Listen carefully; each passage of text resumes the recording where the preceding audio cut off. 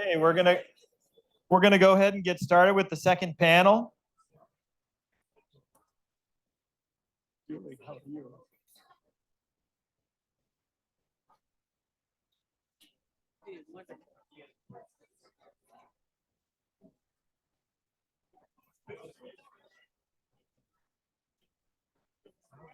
Take it away.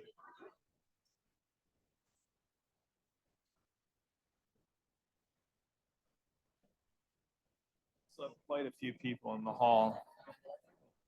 They will come in when we start. All right, so why don't we go ahead and get started then? I'm going to go ahead and introduce our second session, homeschooling options, hybrids, and more. Our first panelist is Bernita Bradley. She's the founder of Engage Detroit, my hometown. So yeah, I appreciate that applause there.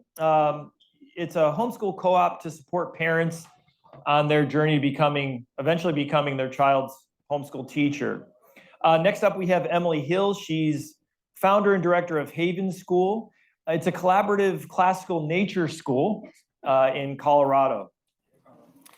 And then finally, we have Eric Wearne. He's an associate professor and director of the National Hybrid Schools Project at Kennesaw State University. He's been thinking about hybrids for some time. He's one of the leading researchers in this area, and he'll be presenting his recent research on hybrid homeschool. So, Bernita, would you get us started? Yep, good morning, everybody. Good morning, everybody. Come on now, let the church say amen. Come on, y'all.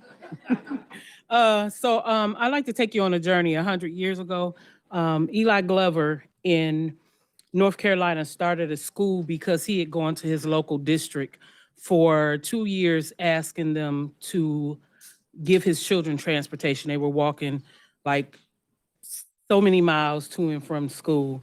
And Black father had migrated from Georgia, and him and the other parents was like, this is some bull, right? Like, I need my children to have a school in their local area that actually serves them. And all the school district kept telling them was, like, give us time. We'll get to that. Right now, can you just really make sure that they get to school, right? They just worried about numbers, not worrying about the weather and the miles that these children are going through to just get to school, to just get to learn, right? Because after all, parents wanted their children to learn. So after a while, Eli said, forget it. If you don't do it, I'll do it. So I want to open up my own school that's local where my children can learn. And I want to do this now. But he had to go through all these red hoops and red tape and all this kind of stuff, right? And so going through this, they kept denying him. Finally, he was constantly knocking on their door like, hey, here's these policies that said you're supposed to do this. You're supposed to have education, obtainable for our children, and and you're getting these dollars, but you're not providing, and you're not. And then finally he wore them down. They was like, fine, you can open your own school. He said, okay, well, if I open my own school, you got to give me educators. It's okay, we'll give you educators, but we won't give you a building. So then all these barriers and everything that he's facing time after time to open up this building. And finally he decided, I'll open up my house. I'll make my house this school. And he found a little corner in the back of his home, and all the neighborhood kids piled up in there. But he reminded them, but remember, you told me you got to give me a teacher. So they gave him a teacher, of course, one teacher for all of these students. So he made it happen. He made it work.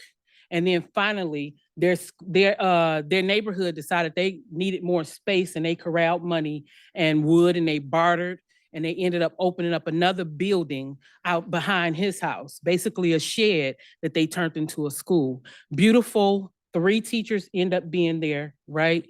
Beautiful space. The children were thriving and learning, and Rosenwald came in and actually helped fund those schools, and found out that those children were excelling. They were thriving.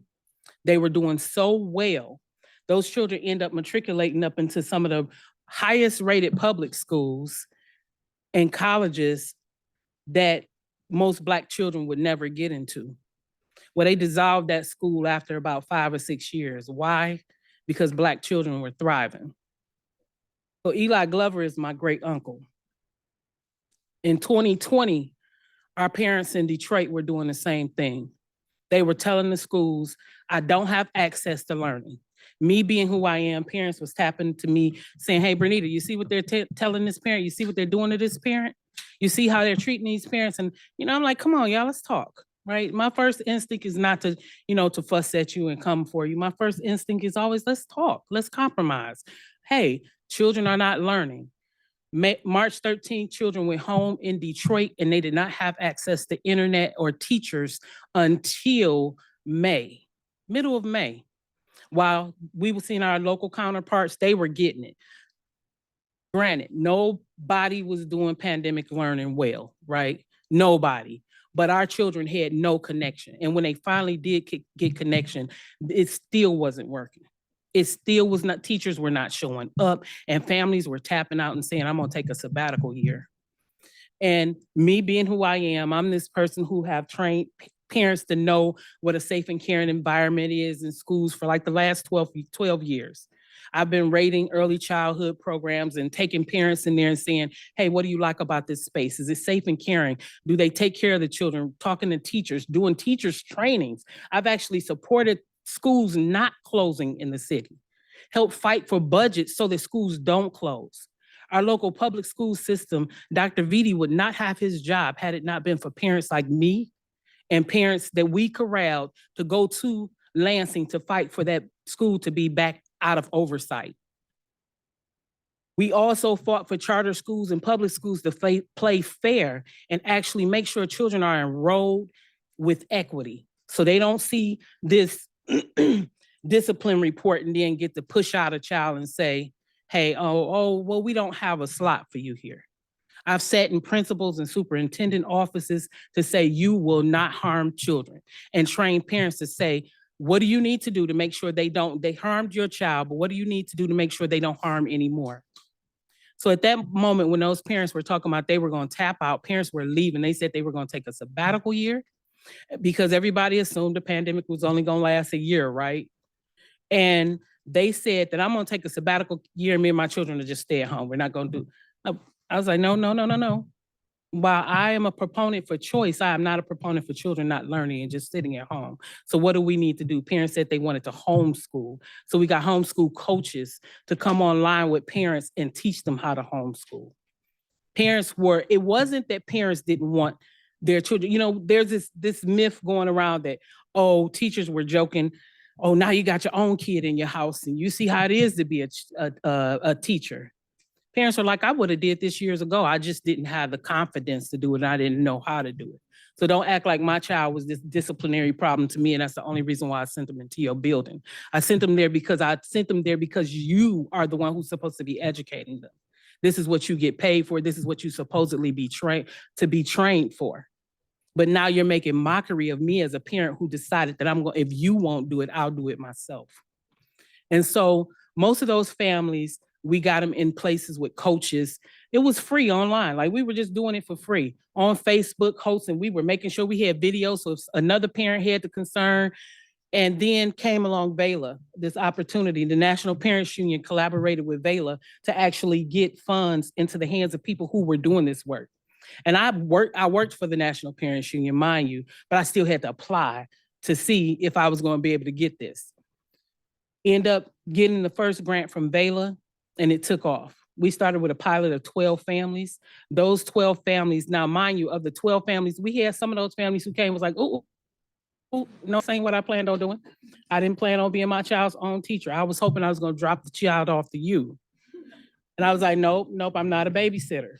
So they were not able to drop the child off to me, but we trained those parents on how to actually train their own children, work with their own children, how to educate their children, and understand what education looks like, and understand that education is everywhere, all the time. What it looks like for me as a mom who's doing baking to incorporate math, what it looked like for me to figure out what my state standards are around math so that I make sure that I'm incorporating that in my everyday interactions with my children, and make sure that I understand that learning is not just 8:30 in the morning to 4 o'clock in the afternoon, but learning is when you're on a beach in Jamaica, or if you're on the beach in Detroit, or if you're in the garden at the neighbor's house. What are your children learning, right? And so We ended up getting these coaches to do individualized coaching with families, privatized coaching, where they go into private spaces on Zoom and they really help families understand. The biggest thing that we found was that parents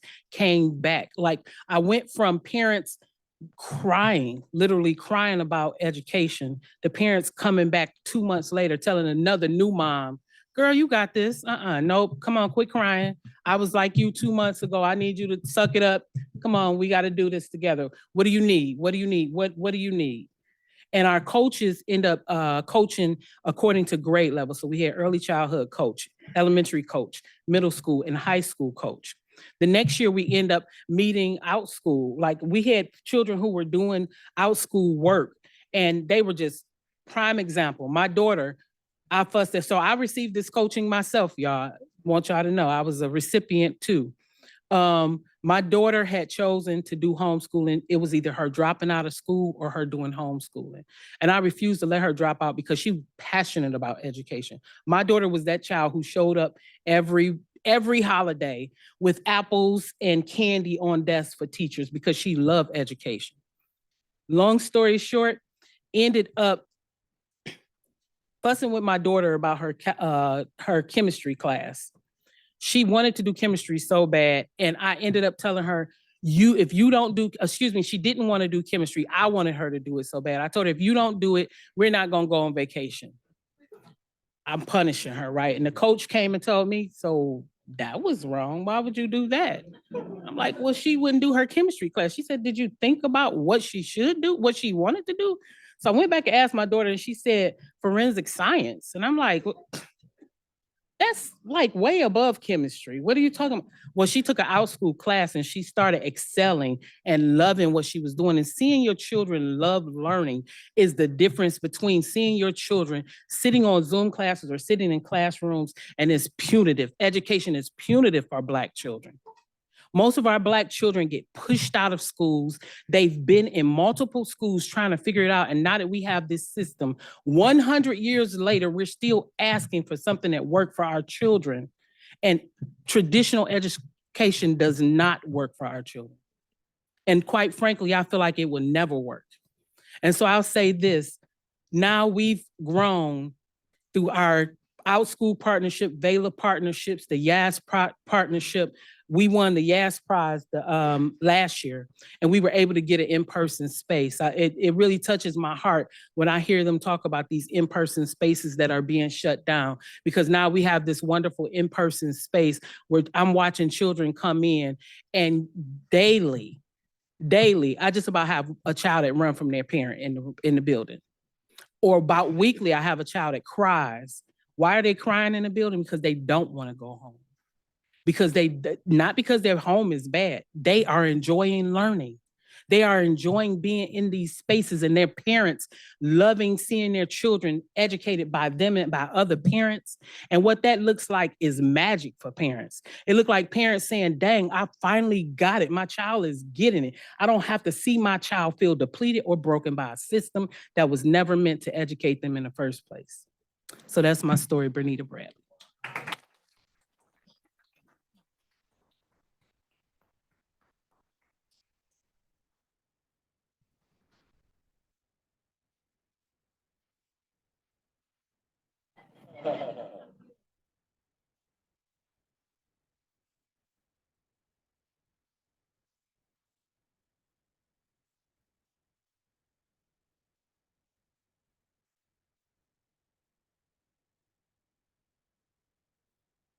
Good. When I sit down and I chat with parents who are exploring options for kids, and usually those parents for me are parents who are exploring alternative options. Maybe they're in a district or not coming out of COVID, and it's not working for their kid. And the first question that I ask them is a question that I feel like should be the first question that all of us are asking ourselves. If you are in the education space at all, this should be the very, very first question that you're asking. But I have found that it is a question that very few of us are asking or have a ready answer for. So before I tell you the question, I'm going to give you a challenge and say, if you haven't answered this question yourself, jot it down on a piece of paper, take some time at a coffee shop and answer this question for yourself. And the question that I find that most people are asking is, what is the best education for my child? That's usually the question that we're asking. So what's the best kindergarten to send my child to? What is the best high school? What is the best model? Is it Montessori? Is it Waldorf? Is it classical? I'm from Colorado. You talk about 31 flavors. We have every flavor of education out there in Colorado. So we're usually asking ourselves, what is the best way to educate our child? It's the how. But we rarely start with the first question, which should be, what is education for? And why am I educating my kid? Why do we send kids to school in the first place? So I will say, if your first ready answer is so that they can grow up and get a good job, that is the wrong answer. So I don't know, is that an F in class? That is the wrong answer. It is not for them to grow up and get a good job in society. I feel like it kind of goes like this. I want my child to get into a good kindergarten. I'm going to research that. And is it early childhood ed that's important? We'll have a big conversation about that so they can get into a good kindergarten, so that they can get into a really good K-6 program, so they can get into a good high school, so they can thrive and flourish in high school. I want them to do really well. I want them to succeed in their classes. I want them to get that 4.0 because they just might make it to Harvard. And if they make it to Harvard or a prestigious university or any university or college, they will get that degree, they will get a good job, and then we all know they will be happy. And that's what happens. Because that's what happened to all of us as adults. We grew up, Right. we went through the education system, and now we are all perfectly happy. So about 10 years ago or so, I was wrestling with this idea of what is education for and the why of it. The typical student spends about 12,000 hours of their childhood in school. That's a lot of days, that's a lot of hours. So if we don't have that answer for what is education for, we probably should think through that. So as I was kind of contemplating that a little bit, wrestling through that, I came up with kind of some beliefs that I had on what education is for. And then I just started exploring, well, if this is what I think education is for, then how do we do that? So, and I came up with 3 contradicting challenges to how you do that. And I am a homeschooler. I have 4 children. I just graduated my first from high school this year, and then I have my youngest is going into 7th grade. Is in 7th grade, 13. She loves school. She's the cutest thing in the world. And I was homeschooled K through 12. My mom was actually homeschooled in the Philippines as well. So I told my kids, if one of you doesn't homeschool, like you have to keep the tradition going of homeschooling here. But the challenges with homeschooling that I have found over the years, there's 3 different challenges. The first challenge that I have found in homeschooling is funding. Now, this is just a challenge in education in general. As you'll see through all of these talks, this comes up again and again. And we all joke, if anyone has a major trust fund that they want to donate funds, we're always like, hey, just send it my way. It is a joke, but it's actually not a joke in many ways. One of the challenges that I found in homeschooling is if I want to offer a really high quality education to my students, that's high quality teaching, encounters, experiences, those things really do just cost money. Most homeschoolers, and those of you who are a part of the homeschool movement, you can really attest to this, there's just no money in it. Most of us are just middle to lower class families, but we do just have a heart and drive to give our kids a really good education. So that was the first challenge I found, that there's just no funding. The second challenge I found was in flexibility, and that if I'm able to access funding through maybe some sort of public venue or authorization, then I lose flexibility, because what you see in especially the public funding space is there's just a rigidity of schedule. It's pretty old school, actually. And as I just loved what you were saying, you're like, it actually just doesn't work for most people, for so many students, this rigidity of schedule, as far as we want our kids to go to school 5 days a week for about 40 hours. This is what we want. We want our student to show up at 8 o'clock, and we want them to sit at a desk until about 3:30 in the afternoon. For most of American adults, if you asked us to sit at a desk for 40 plus hours a week, and not only like not move, we're not actually working on anything. We're actually just being talked to the whole time. Like we would go absolutely crazy, but that's actually what we want of our kids. So anyway, that's controversial. That doesn't make any sense to me. There has to be a space for flexibility to say what actually works for these students. And then we rabbit trail, then we diagnose them with all sorts of behavior issues. And really, I just think maybe they should just be outside. Maybe they should just be learning in different ways. So that's the second challenge. So we have a challenge of funding. We have a challenge, a contradictory challenge of flexibility. And then the third challenge that we faced was that of freedom. So for so many of our families, the family value system is vital to their the success of them as a family. And usually that will mean some sort of faith tradition. So whether that is the Christian faith tradition, a Buddhist faith tradition, whatever faith tradition they have, a religious affiliation, that is an important part of their family values. But out of those 12,000 hours, they know they don't have the freedom to allow their religious affiliation to be a part of those 12,000 hours. So I was just wrestling through that of like, we have these contradictory problems. What can we do with that in the homeschool space? And I was chatting through it with my husband. I was like, what can we do about this? He's like, well, could you actually just like solve all of them in one space? So that's actually what we did. 6 years ago, we started a program. We're in our 4th year now, but 6 years ago, we started the authorization program, a process, and we started 2 programs that schools that run parallel to each other. So one of our schools is a publicly funded school. It's Haven School, and running alongside that is a private tuition faith-based program. So we were able to solve the challenge of funding and starting a publicly funded program. It is a homeschool program. So this also solves the challenge of flexibility. So our students come 2 days a week. They come on Tuesdays and Thursdays. And to a student, it feels seamless to them. They show up at school. Half of their day is publicly funded. Half of their day is private tuition. There's a break in between, we call it lunch. But legally, the programs are completely separate from each other. And that is, we do actually honor the separation between the government and religion. I actually do think that's an important thing to honor. So we do honor that. They're completely separate. We have separate bank accounts, separate enrollment, separate logos even. But to a student, they just feel like they're showing up and going to school. So that's our 7th through 12th grade program.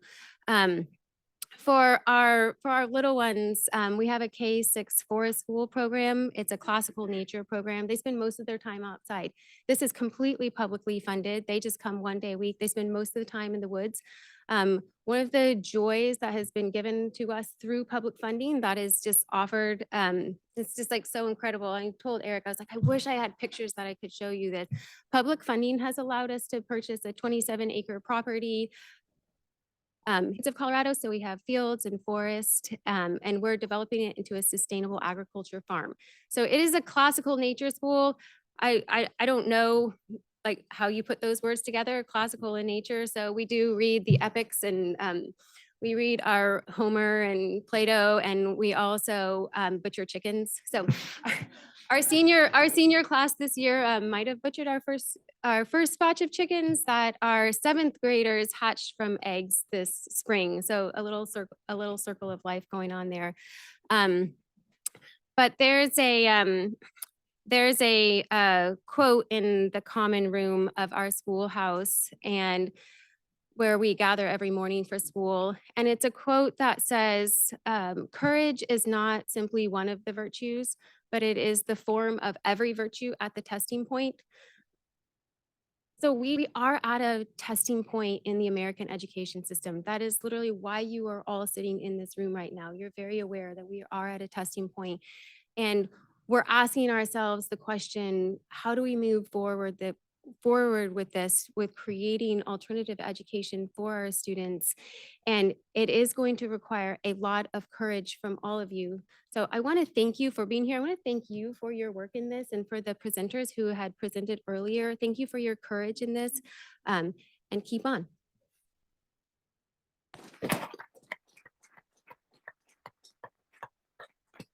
Thank you. I have some slides. So I helped start a hybrid school, high school program at an existing school in 2011 or 2012, somewhere in there. And I've been writing about it since then. 2 of my kids have graduated from there, and the other 5 are there now.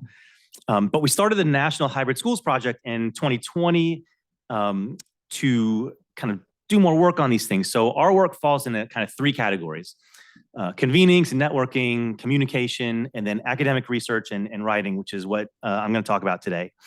So I'll mention some work that we've done at these schools from kind of an administrative level, and then teachers, and then families. And then I'll talk a little bit about where we're headed next.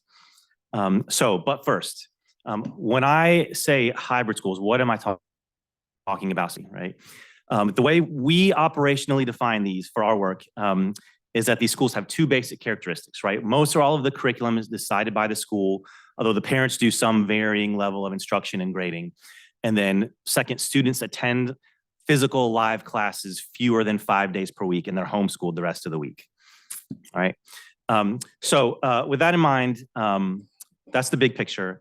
Our first report that I want to talk about is that this year we're completing our 3rd annual national survey of hybrid schools. It's just to go out into the wild right now. Wow. So I can't talk about that one yet because the results don't exist. But I can tell you about kind of our results from last year. These schools seem to be growing in number. Our average respondent last year, their school's founded in 2012. And you can see it's almost 20% of the schools were open since the onset of COVID, right? But that suggests that over 80% of them were open before COVID. So some of these have been around for a while. Our oldest respondent last year was from 1995, and I know of older schools than that. My own school was founded in 2009. There's a wide variation in how these schools classify their students still, either as homeschoolers or as students enrolled in schools. So even 2 schools that look very similar and their daily operations might classify their schools differently. Even a single school might classify different schools or different kids differently. Hybrid schools still seem to be a phenomenon of suburban areas. Their tuitions are lower than competing nearby 5-day private schools, usually something like a half or a third typically, which to me suggests them as a continuing new option for middle-class parents to engage in school choice. Hybrid schools participate in a number of private school choice programs. Some of them are charter schools, so that would be public, but so others do ESAs or tuition tax credit programs. One interesting thing that came about from the last survey is that some schools definitely don't want to participate, but others are very confused about them. So we would have schools tell us that no programs were available to them in places where we knew they were available, right? So the schools themselves don't always know that these things exist.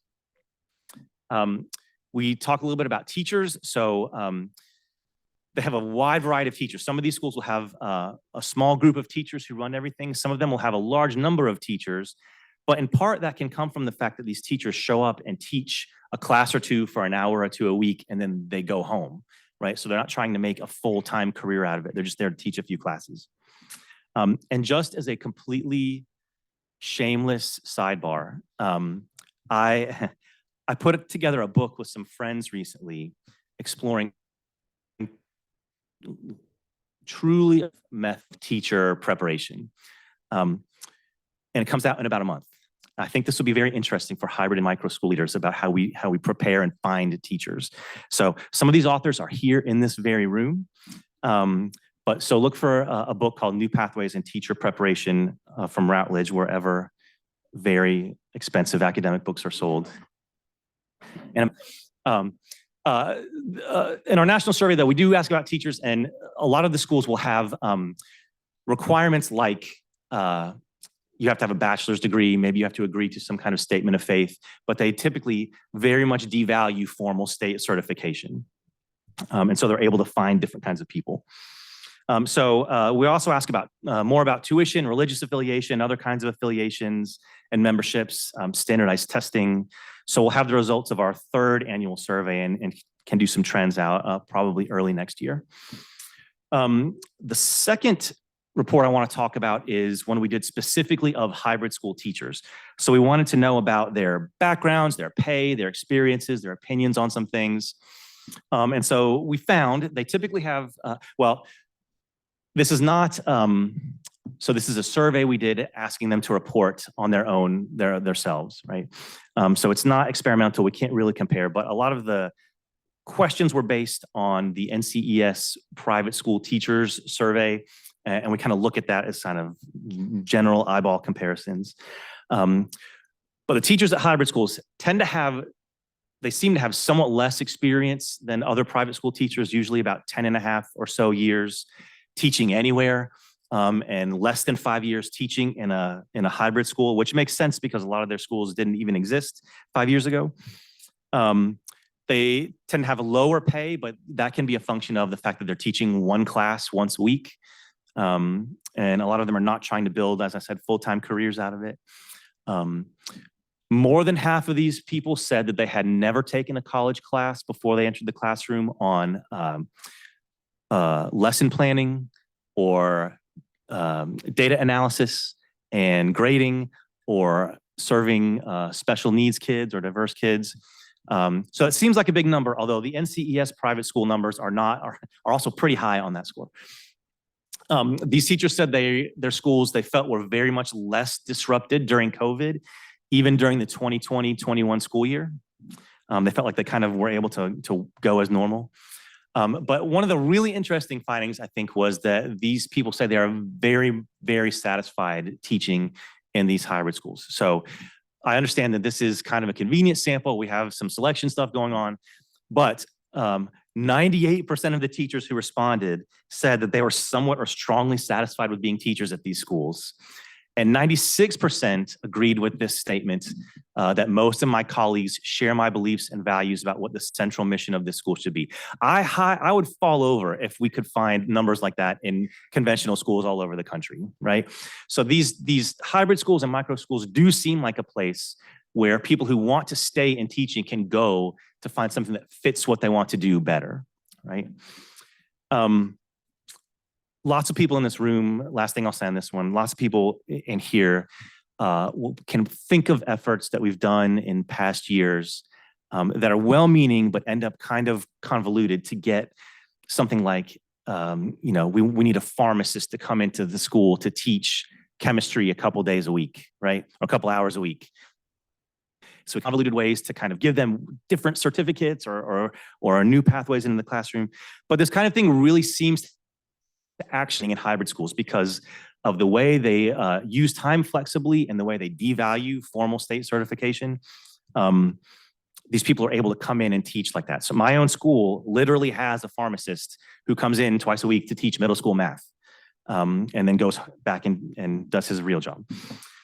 And so the last paper I'll mention is,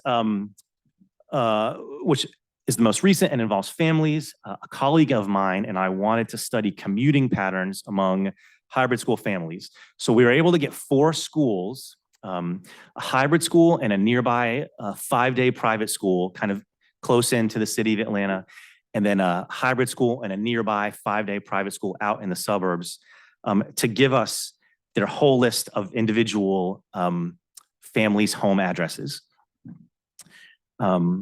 And so we had every student address for each of these 4 schools, which cashed out to a little under 1,500 students, a little under 1,000 households. And we were able to calculate one-way commuting distances for every one of the kids. So now you could argue that families might be willing to drive farther for hybrid schools because they only go a couple days a week. They're still kind of thin on the ground. So maybe you'll drive farther to go and find a school that you like.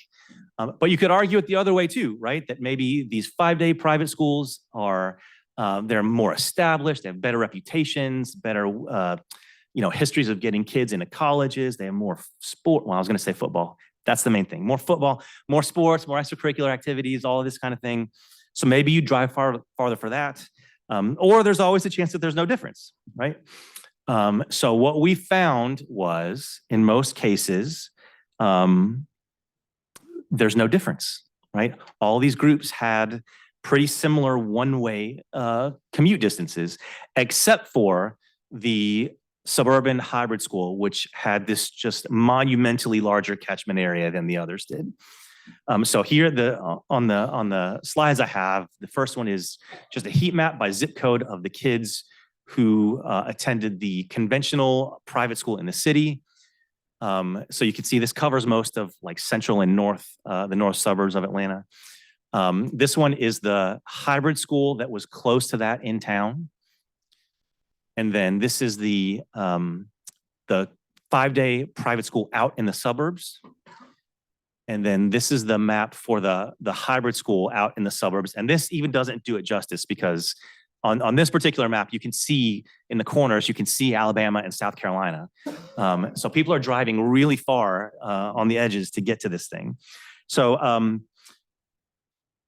these students commute longer distances, but at the suburban hybrid school even, they actually drive fewer miles per week than either of the 5-day private school families did. So I think that points to something interesting. You know, we'd like to explore that kind of thing in other places. And with more students, if I am able to convince other people to give me their entire list of home addresses again, maybe I'll try. So just where we're going in the future, some things we want to work on. We want to start getting into outcomes. So what happens? Like what is the punchline of all of this stuff, right? So we're starting a project with Vela to kind of look at this sort of thing. I've got a paper looking at classical hybrid schools. We want to look at charter school versions of hybrids and kind of what their outcomes look like. We've got another paper that I don't mention here that we'll come out with soon, which is a survey of the kinds of facilities that these hybrid schools are using all over the country. And then, you know, I think this is a particular kind of entrepreneurship interest is worthy of exploring. And then if we're going to talk about outcomes, I think if we're going to say that these students are playing sort of a different ball game than conventional schools, it's probably worth looking at longitudinal data too. So that's kind of some of the research. There's a lot of stuff that could be explored, but that's what we have been working on so far. Thank you, Eric. So let me ask a question of all of you about as I hear education in the home, it's very adaptable to the particular child and very flexible, and there's no structure, or not as much structure. It doesn't seem to be as much structure. It's very flexible. But if you're going to have hybrid schooling and you're going to be going to a school with other children, that you've got to have some structure and routine. So how does it work when you've got half the time in one setting and half the time in another setting? Can each of you sort of comment on whether or not this can actually work? Because at the first glance, it doesn't seem like it would. Yeah. Yeah, I'll start out. I'll say, one, we take parents on a journey of understanding what it looks like to be their child's first educator. Because reality is they are the child's first educator, and every parent should be that, whether they go to school or whether they're homeschooling. So we get them into that mindset. We get them into the understanding of how to form those transcripts. We even get them to understand how to equate classes to credits, right? Because some of the parents are like, oh, my child took this science class and, it was a hobby, right? Like, but what did they learn? What did they learn during that science class? How does that play into factor of what they should have learned if they were in a regular school? We also get them to actually understand IEP supports. What type of supports do your child need if they are dyslexic or whatever? How do you look on the back of your health insurance card? There's so many myths that like these IEP students are just sitting at home with no services, but they are receiving services. And then even how do we push back at the local public schools to make sure if I'm a homeschool family, Because in Michigan, if they're a homeschool family, they can provide those IEP services in school. Problem is the schools don't play fair with homeschool families. So how do you push back and advocate and train other parents to make sure they're getting the resources or the supports that they need, whether it be through their insurance or whether it be through the school? The accountability piece comes in at us looking at the fact that we need parents to know what those state standards are, no matter what it is. Because one thing we found out, some of our children had tried to go to a program at Wayne State University. And Wayne State University seemed to be oblivious about homeschool children. I'm like, you can't tell me you are, right? No, you're not gonna do that because it's inner city children now coming to you about homeschooling. So pushing back on parents to make sure they have a portfolio for their child made up that shows that actual learning is working. Now, we don't have to do that in Michigan, but because everybody don't want to play fair with homeschool children, we want parents to have that. We want them to have it we've had children who return back to school and we want them to go there with a legitimate transcript and say, hey, this is what my child has been learning. These are the classes they've taken. This is not necessarily where, because that's none of their business on where they've taken the classes. But if you do want to know, I track that too. And then if they have a problem, then they call in Bernita Bradley and I'm sitting in somebody's office fussing with them about you're going to let this child in this program or this school. It actually seems it's a really natural transition and integration between home and school. It might be more unnatural to have all of your work happening from 8 to 5 days a week, and then integrate back into your family life again. What we've seen with our students, I mean, it's just like with adults. I mean, it's not hard for us to go to work and then come home and cook dinner, and we just do that seamlessly. And that's what we've seen with our students. It actually is a very natural integration to do their home 3 days a week, Monday, Friday. They're given their home assignment from their teachers at school. And it's very community building as well. I have found one of the questions that it's getting a little outdated at this point is the question about socialization with homeschoolers. It always makes me laugh. Homeschoolers are some of the most socially adaptable students in the entire demographic, simply because they chat with everybody, younger students, older students, adults. There's this seamless integration. So I actually think it's a more natural integration to have that mix between home and school. Yeah, just logistically, it's tricky, right? So at our school, what we do is if you're K through 8, you go 2 days a week. If you're high school, you go 3 days a week. And the school days look like regular school days any place. The home days, we have a website where the parents or the kids, as they get older, log in and they have their teachers have inputted lesson plans or their list of work to do for that day. So they print it out, they look at it, and they complete their work in whatever order, however long it takes them. So if they're done in 2 hours, they're done. If they need longer, they take longer. And so that's kind of how you keep them on pace and on the same assignments over time. Yeah, but I think that's also a reason why these schools navigated COVID really well. Is they just that system was already set up, and they just did it 5 days instead of 3 days. Yeah. Are homeschooling and hybrid homeschooling for students with certain types of family structures only? So do you essentially have to basically have a 2-parent family with a single income for this to be possible?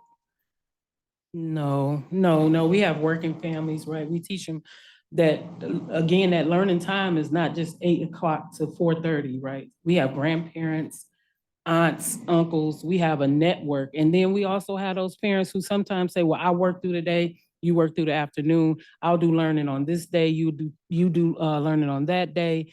And it's just like any other parent taking their child to school. It's not just 2-parent households sending their child to a public school or a charter school, you know?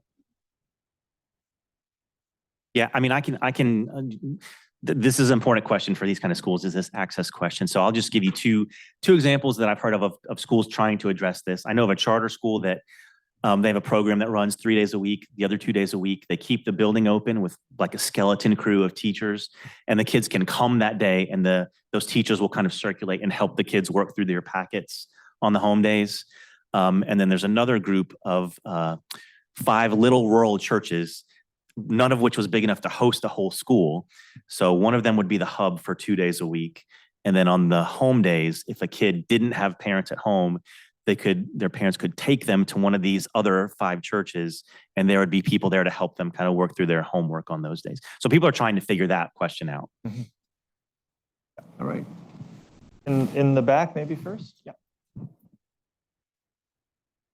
Sure. I'm Christy Batts from North Carolina State University, and this is a follow-up question to that. The nature of 2 days at home, 2 days at school. What about the types of children that you might have that have been in a more traditional institutional school setting prior to this hybrid school setting or homeschool setting, or are going to enter into a institutional, like let's say a institution like Wayne State of higher education? How do you see those children being affected by this type of hybrid model? Oh, you're talking to me? Any one of you, yeah. Well, Thank you. I think children are really, the parents learn to adapt based on their child's interests. And when it comes down to them having been in that 9-to-5 setting, is that what you're asking me? Like, they literally understand that I can teach my child after work, or I can teach my child during other times. Now, the high school students, that's when it get tricky. We've had high school students who wanted to go back to school because they wanted to just I just want to be around my friends all day, right? Like, that's just a typical high school student. But then some of those students even came back and asked later on, can you tell my mom to homeschool me again? Because they don't like the punitive measures that's going on with them in school. Like, literally, they are saying, this is not the environment for me. Ms. Bradley, can you make us a school that's like this? And I'm like, I don't, but let's find you something else, right? But yeah, so I'll leave that alone. That's what So we've seen this collaborative or hybrid model really successful in this, especially in high school. So we do have a K-6 program, but we actually started it for high school. And one of the reasons it is so successful is it does teach self-direction. And our school is structured very similarly, sounds like the one your children attend. In that 3 days a week, they log on, they print off their home assignments, and then it's really up to them to complete their assignments, to get all their homework done, with the expectation that you're going to go to school next day and it is all going to be done.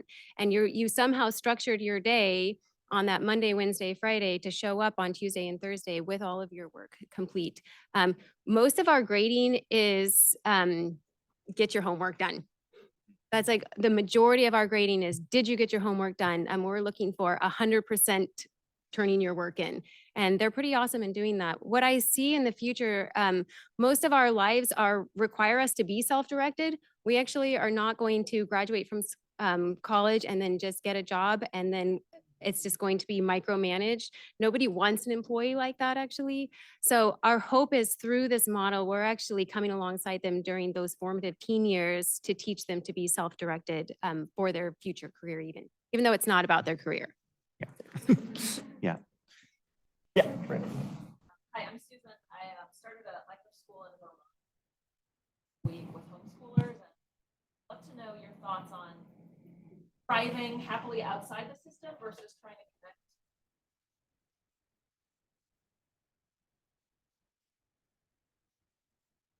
No, go ahead. Yeah. I mean, you're doing both. Right? I really do think that depends on your state, and I'm not sure what all of the legislation passed in different states are. I mean, it's just different in every state of how you can access public funding. As I said, Colorado it's very homeschool friendly, and so we are able to access public funding. It's a little, I almost said relatively easy. That's a little bit of a joke. Someone told me the other day, public funding is the most expensive free money you'll ever get. So that's true. But I think that does depend on state to state. But my word of advice on that is you won't know your access to public funding if you don't get to know your legislators and what the legislation is on that. So reach out to people and go ahead and just get involved, because it actually might be, I mean, you might be the person who makes it possible. You might be that voice in the legislation to make it possible for public funding to happen for homeschoolers. Yeah, we- in Michigan, we have the Niles Community School District, if you want to look them up. So they partner with their local public school to support the core, the extracurriculum classes that the students do. So that funding from that public school goes to the homeschool co-op, and that homeschool co-op hires their own teachers and hires or partner with out-school programs or the local YMCA to actually do those those extracurriculum classes for those students. But the parent in Michigan has to do the core classes. So the parent is doing that. But that's a partnership that they have. They started out with 200 students and now they have over 2,000. So if you want a model that's working, that's not a non-traditional, that's not a traditional way of getting public dollars, that is. Michael Hartney? Hi, I'm Michael Hartney. I'm with the Hoover Institution at Stanford University. And my question is, at the risk of being a bit retrograde on the socialization question, it's more of a policy question. So if you think about maybe the most famous homeschooler in the last 20 years, the football player Tim Tebow, we can all think back to how the big issue that the Tebow family faced was getting the state of Florida to provide an opportunity for him to play athletics. If that is still an issue, not particularly around athletics, but what are the issues at the state policy level, whether it's around opportunities to participate in debate clubs or those sorts of things? Maybe they're not extracurriculars, but are there policies at the state level that you're having to navigate 20 years later, and what do those look like? Yeah, I'm trying to think of examples because we actually participate in a lot of things, right? So like our school does all-state chorus with the school, with the public school system kids. The main difficulty is just numbers, right? Because they're so small. It's hard to put together sports teams, right? So policy-wise, they're able to access most things in Georgia. Yeah. Yeah, they're able to access stuff in Michigan also policy-wise, but then it's the pushback again at those local institutions who don't want to play fair, right? Like, and if parents don't know their rights or don't know that they can go through these channels to get their child on a football field, or, then it's the issue again. You're just not playing fair. You create more barriers for families just because they chose to homeschool instead of sitting in your classroom all day. We do have a question sometimes, which is when do we consider these kids homeschoolers and when do we not, right? So that gets complicated with things like, so we have in Georgia a state college scholarship program, and there was a big dust up 5 or 7 years ago because nobody could decide how these kinds of kids should be counted, right? And it mattered because either you got the money up front or you had to pay it back after the end of your freshman year. So that kind of thing happens too. Yeah. Yeah, right here in the front. Hi. Hi, my name is Michelle Barmazel, and I'm the president of the Massachusetts Association for Gifted Ed. What do you guys do when you have students who are way above the curriculum that you're doing? They keep going. You keep going. You don't stop them, right? That's what schools do. That's why some of the children aren't thriving in school, because they get in school in 2nd grade and they're reading on the 4th grade, and the teacher's like, oh, well, John's got it, so I don't really have to work hard with him. No, yes, you do. Make sure John is at 6th grade when he finishes. Or don't use John to help the other children. This is your job, right? And so in homeschool, we literally tell the parents, let them keep going. That's how you got these kids 12 years old. There was a 12-year-old, I think it was 12, graduating. He's about to go to doctorate school. Wow. What, really? In Finland, they don't stop them from growing. They find out where their areas of interest are, and they keep pushing them to keep on going to the next level.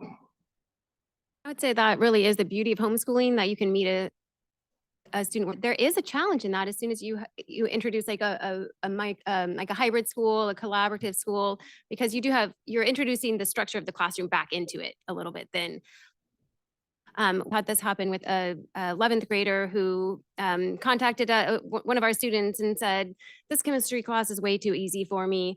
We're 4 weeks into school, but this is true with microschooling as well. Because you're so small, you can actually make adjustments. And I said, hey, have you reached out to the teacher yet? So reached out to the teacher, and can we add some textbooks? So we actually have the opportunity, even though they're still in that semi-traditional, 2-day-a-week classroom, we're able just to come alongside the students. And I can tell you, homeschool parents, they fight for their kids like nothing I've ever seen before. It's a really cool thing. And so I know from experience, they are the first ones who will reach out to me and like, hey, this is not working. And that parent voice is so important in these hybrid schools. We actually send out a couple surveys a year to say what's working, what's not working, even down to like, is it too much, not enough homework? Do you like these textbooks? Do you not? And we actually base a lot of our decisions for the next year just on that parent voice because if we're not meeting the needs of the parents and students, actually fulfilling what we want as a school.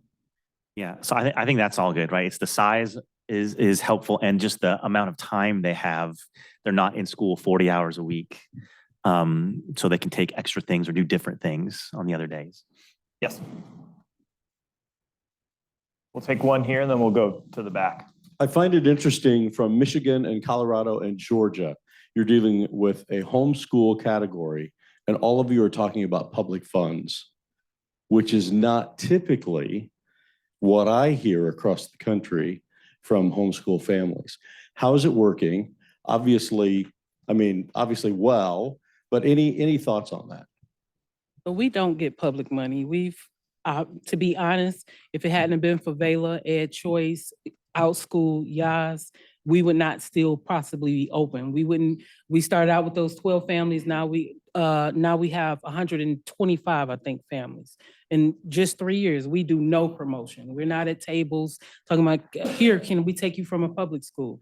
We're literally just organically growing. So I'm leaning on philanthropy dollars to really, really support this initiative, because in Michigan, all they feel like is everything is taking money from public schools.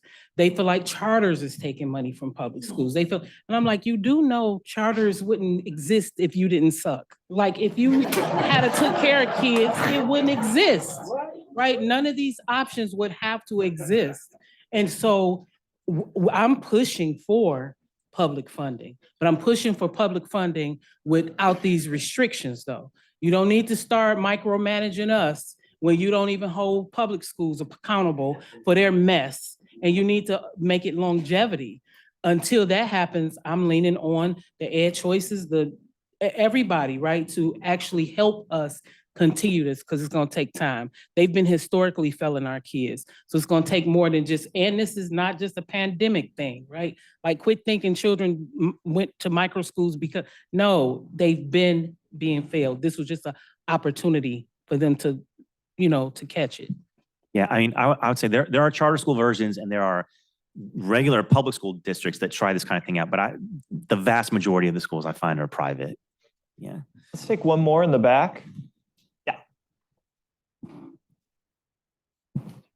Hi, I'm Peter Lapson with Mastery Transcript Consortium, and I'm really interested in hearing how you who are involved in hybrid schools or also micro schools and are doing some unconventional things with your learners, and perhaps really advancing students when they need to be advanced and modifying curriculum to meet learners' needs, are documenting what you're doing for their next step, whether they're going on to college or going on to employment. And Bernita was talking about creating a portfolio and helping parents understand how to convert their learning experiences of their kids to credit hours. But I'm sort of wondering what the broader scope is and how others are doing it. So this is a challenge for a lot of homeschool families. It's that connection between how do you take this wide variety of amazing experiences during high school and put it on a transcript that's going to work for a college. So we actually offer transcript coaching for our families, and we come alongside them. I'll be honest to say that we do a little creative credit hours there, as far as what is the credit hour of an half a year agriculture experience? Like, how do you create a credit for that?